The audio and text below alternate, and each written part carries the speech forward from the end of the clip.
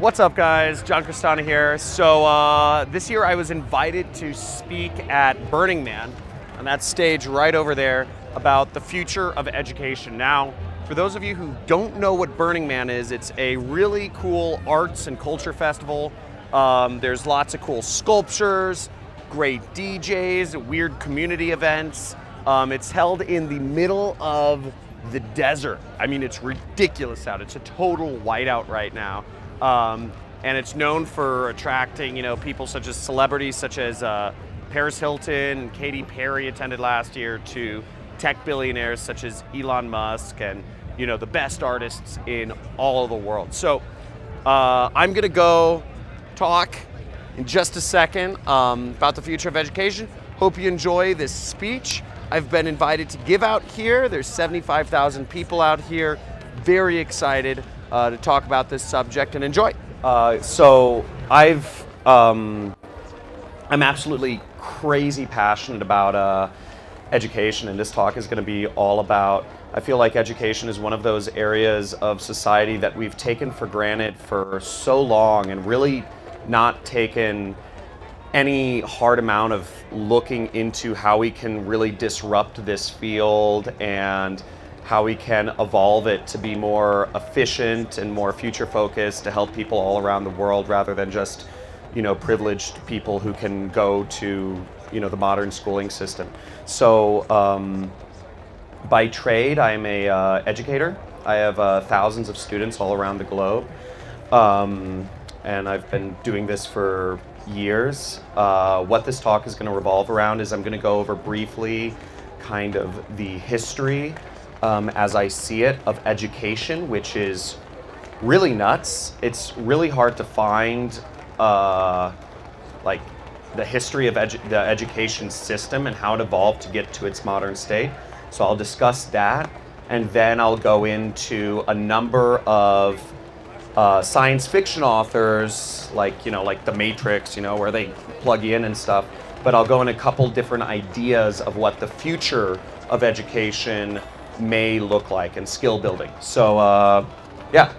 So first off, I started digging into the history of education because I always like to, like Elon Musk says, he says, let's go back and look at first principles. Let's look at what things were in their original form. And I really love Burning Man because I believe we're really returning to human nature. And that was my intention this year, is getting back to human nature. So I've taken a lot of time to kind of dive into what the past of education looked like. And if you look at the past of education, you see a very, what I call a decentralized, to use a hip term, more decentralized model of education. You have guys like Socrates. I did not name myself, by the way. I got my playa name like 4 years ago.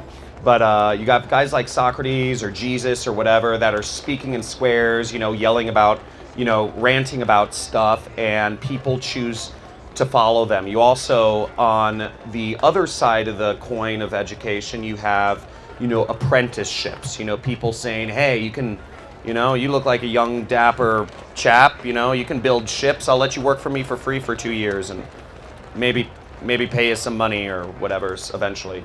So that was around what I call like 0 AD, like 2,000 years ago. And but very informal back then. You zoom up about 1,000 years and you have the creation of the first universities. The first universities were generally, there was one university per kind of language center. So you have Paris, you have Cambridge, you have Bologna in Italy, I think you have Leipzig in Germany, and basically all of the people that spoke a certain sort of language, dialect thing, the rich people would send their kids to this university and they say, hey, here's, $10,000, go to the university. And there was generally a kind of a time period in these universities where the students would go off to Leipzig or Paris or whatever, and there'd be a university center, and essentially teachers would like pitch them. There'd be like, hey, you should learn to read and write, and become a priest. or hey, you should learn how to do weights and measurements and become an accountant or tax whatever, So you have all these different people that are basically these teachers, and people would select a teacher after being pitched for a week or two, sitting in on different classes. So very, very, a little more somewhat self-directed, and somewhat similar to what our system is now.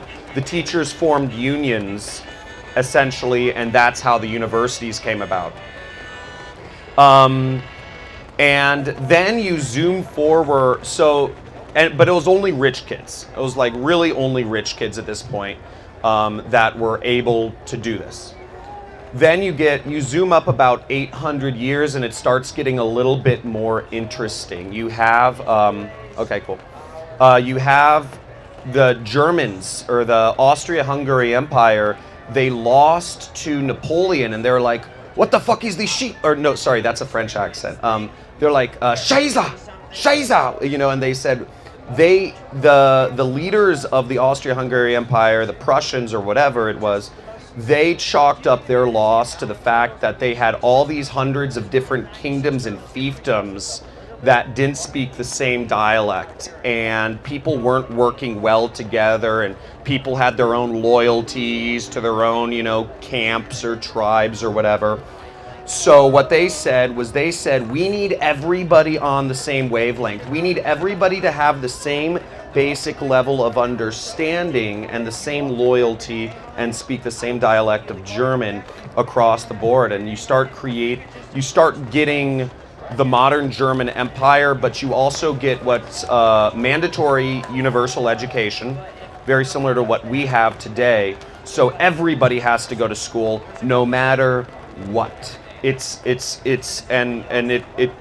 That was a big deal back then. It had never been like this. And from the age of kindergarten, kindergarten means, something like child garden in German or something. But so you have mandatory education, which was a big deal, and you also have age segregation, to keep things orderly. The Germans like things orderly, and everybody speaks the same dialect. And what happened was you actually get it worked. It worked really well.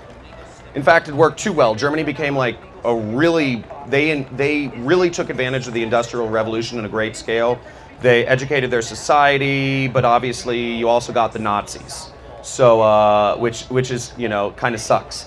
But the education system worked really well, and around the mid-1800s, America we were having the same problems at the time of, we had the North and the South, and then, California's doing its weird thing over there, trying to break away. Texas is doing its weird thing. Utah territory is, these Mormons are trying to, have bunches of wives and be their own country. So you have all these different things, and America was like, okay, let's figure this shit out. Let's send a delegation to Germany. And it was this guy named Horace Mann, who led the delegation for Americans to go to Germany, and they're like, this is working out pretty well. They're kind of like, they're getting all these disparate, crazy German tribes, fiefdoms working well together. So we adopted the same system, and it's obviously worked very well for industrialization, having this mandatory education and, the collegiate structure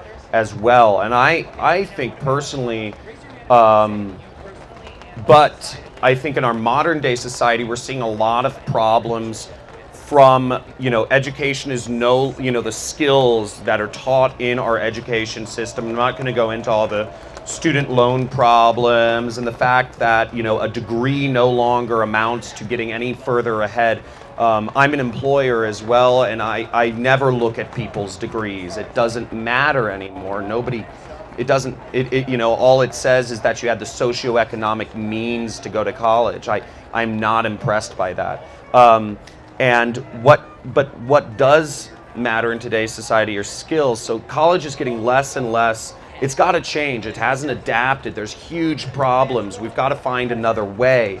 I think it's a $1 trillion plus thing, and Nobody's talking about it. Everybody's trying to create another social network or another Bitcoin or another, financial instrument or social network to suck your attention. Whereas I believe skills, the seeking of enlightenment, the seeking accelerating our knowledge is probably the most justified cause that we can possibly have in today's society. And I believe really the point of this conversation is to hopefully spark discussion, conversation, and innovation in progressing education. So back to the thing.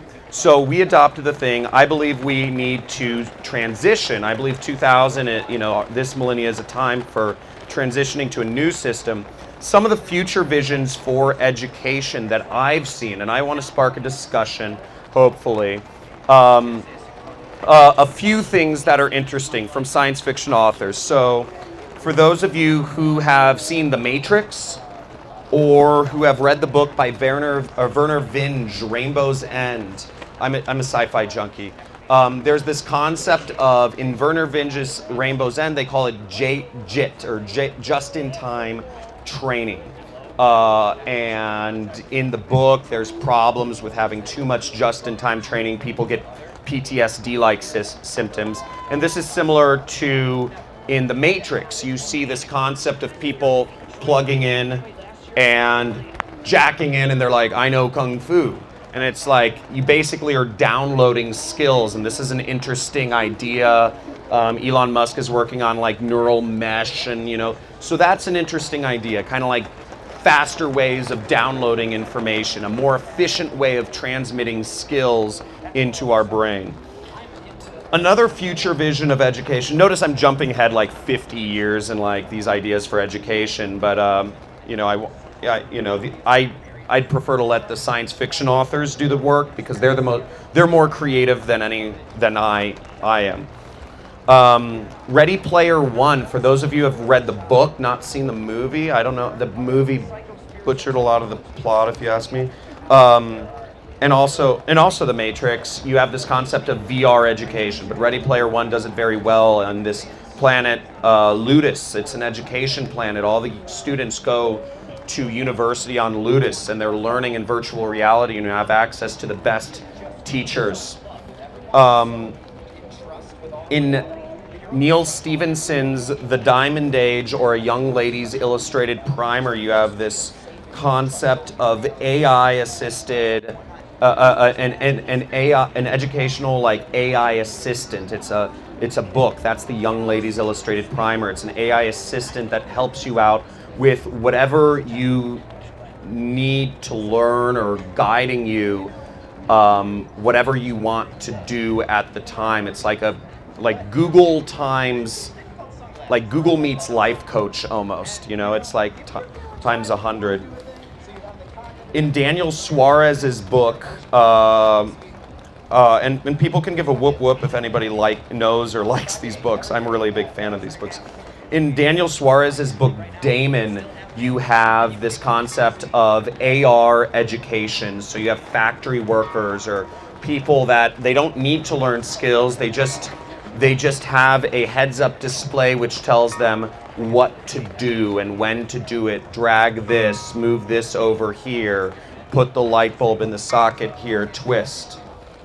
And another interesting concept throughout many of these books is that you also have many more almost like cult-like figures throughout many of these books. You have people choosing where they go to learn rather than having it pushed upon them in some of these utopian or dystopian societies. So you have a lot of different, those are some models of what the future is. I hope you guys enjoyed this talk. I hope you guys, especially this guy right here, gets excited about it. Well, maybe not that guy, but gets excited about education. Sorry, I was making fun of you.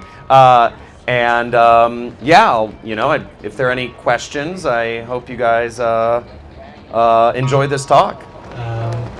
Right now, I feel that there is a lot of people that seeing that there's a huge problem in education, but I feel like the whole branding of education is somewhat now not creating. It's like it's very much like if you tell a child, oh, here's a beautiful tool, and then you brand it as educational. Now the child will look at it and be like, oh, I should only do this in an education setting. So I'm trying to see what is the best approach to sort of enter the education market. What do you see? Not market, educational field. What do you see as the most lacking part of education right now that people should target, people should kind of create solutions for?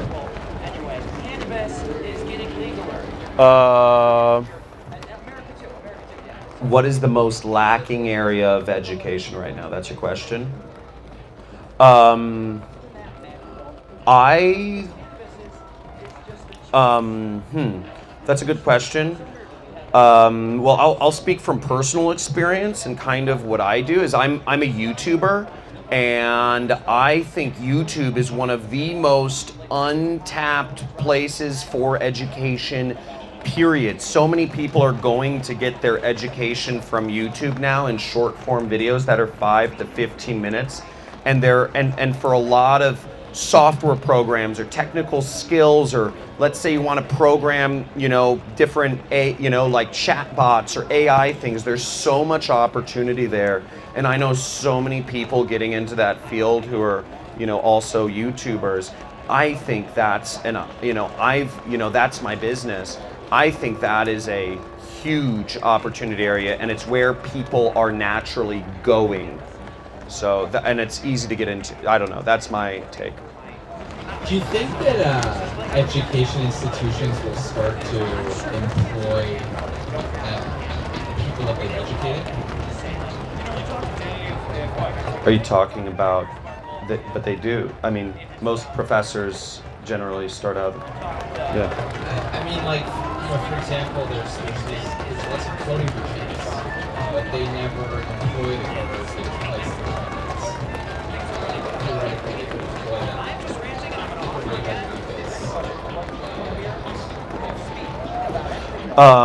So like, you're talking about, will educational institutions get more vertically integrated and start leveraging like the talent that they have and growing, becoming software development companies? And so great question. You see some things like this happen. First of all, I think being specialized in something very specific is generally the way to go. But you kind of see stuff like this happening. Like if you've ever logged on to Udacity, you will see that a lot of the courses are sponsored by, they're different programming-esque courses, but they're Have you logged on to Udacity? Well, that's it. That's it. That's it right there. You have courses sponsored by Google. Google sponsored Swift programming. You have, Adobe, you have NVIDIA sponsors, machine learning programs. So they're training, they're working with a partner to train people, which they are directly trying to hire. It's a direct, they're using these companies as feeder tools. I personally believe, this is sort of offshoot, but I don't think the change is coming from the university, the government system. I think it's just very slow to move. I mean, they're still giving kids textbooks, which seems kind of ridiculous. And, I don't know if any of you have heard of the online company Masterclass, where you can learn tennis from Serena Williams. You can, Steven Spielberg teaches filmmaking. You have John Leguizamo teaching comedy. Or no, sorry, Steve Buscemi, even better. And so you have all of these, you have Frank Gehry teaching architecture. And I believe a lot of these things are going to move towards, I don't think the universities are going to, why have 10, 20,000 film teachers when you can go through a course that's 80% led by Steven Spielberg and 20% personal attention from TAs that are trained by Steven Spielberg or whatever. I believe we're moving more towards a model of people are going to be choosing to work with highly successful people in their given fields, first and foremost, and I think it's coming from outside the education system.